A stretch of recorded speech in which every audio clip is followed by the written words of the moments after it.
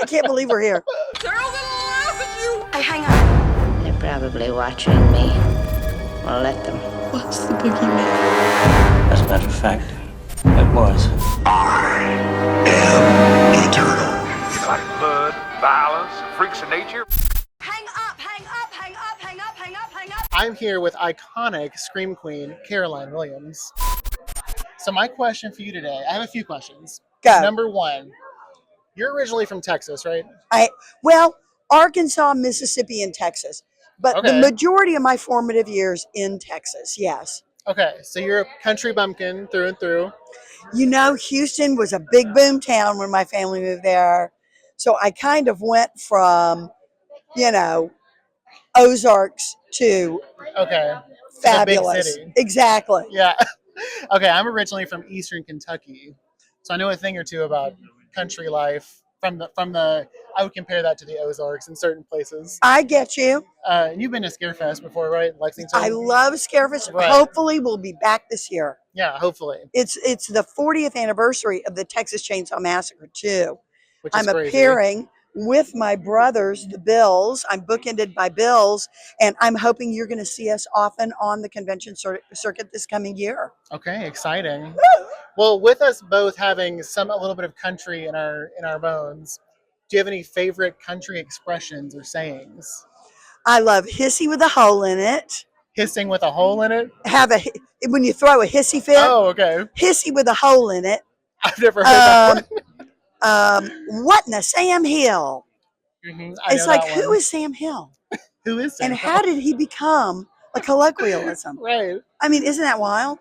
Bless your heart. Bless your heart is fabulous. I'd have to be within the context of something to remember everything. The thing that I love about Southernisms is they happen on the fly. Right. Because Southern people, the way they do descriptive terms, it's so extemporaneous. You're constantly reinventing language when you're Right. Southern. You need subtitles too sometimes. You do.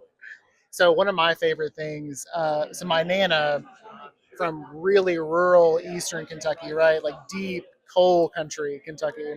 One of her favorite sayings, if she didn't believe what you were saying, she'd go, psht, like P-S-H-T. So like I started doing that to him all the time. I'm like, if he says something that's like kind of like out there, I'll be like, psht.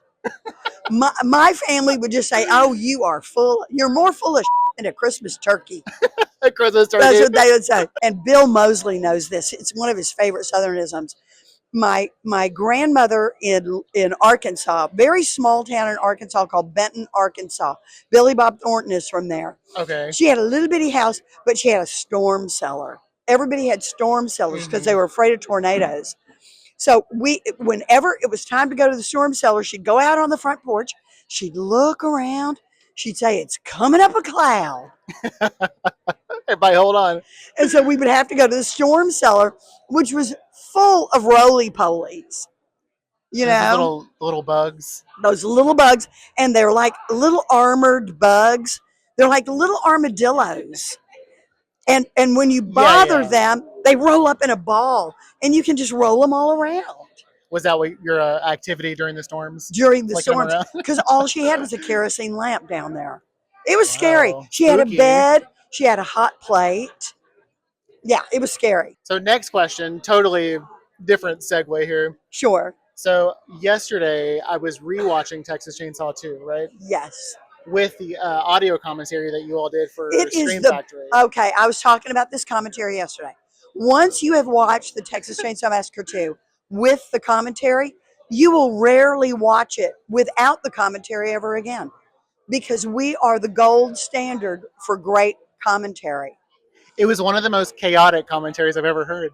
And one of the most entertaining. Yeah. I used to be married to a guy who worked at Imagine, and he was in publicity and marketing. Mm-hmm. And he had seen the movie with the commentary, and he took it to work the next day and went to the whole marketing department and said, "You all need to watch this. This is what commentary should look like. This is what commentary should be. Make your commentary like this." We did for Imagine. Well, one of the things that really stuck out to me was when you were talking about the very opening car scene. Yes, And that it was Tom Savini, work of legendary Tom Savini. absolutely. Calf brains were in the effect, and you were like, ew, disgusting. I didn't even know that.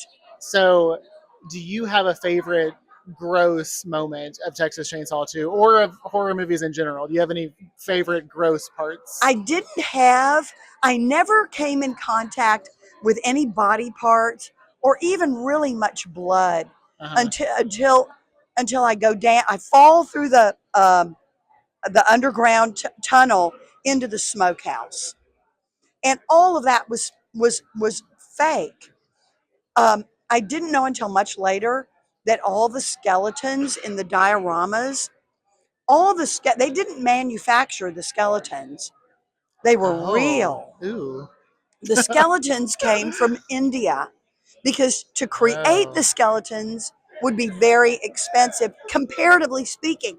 When you could buy skeletons from India at like 22 cents a pound, they were selling them by the pound. That's so freaky. Like at a deli, like at a death deli. That's Isn't the quote that of the day, gross? Death Deli. Death deli. Seriously. What do you think it means to be a final girl in 2025? I think being a final girl in 2025 has far more meaning. Yeah. It's also been diminished a little bit because of cell phones, because of AI, because of so many technological advances that you think might make product that would enhance the product. I think being a final girl means coming face to face with the primitive reality of horror and death. And if you're a real final girl, you are resourceful, you're motivated, you have initiative, and you're thinking. Final girls are not purely emotional creatures. Final girls have brain power. They're thinking all the time. Hopefully, moving forward, we will have fewer cell phones and more underground layers. Hopefully. There's your answer right there. And we're going out on the dulcet tones of Lita Ford. Woo! And welcome to the 40th anniversary of the Texas Chainsaw Massacre 2. I'm Caroline Williams, and you're watching Glitter Boy Screams.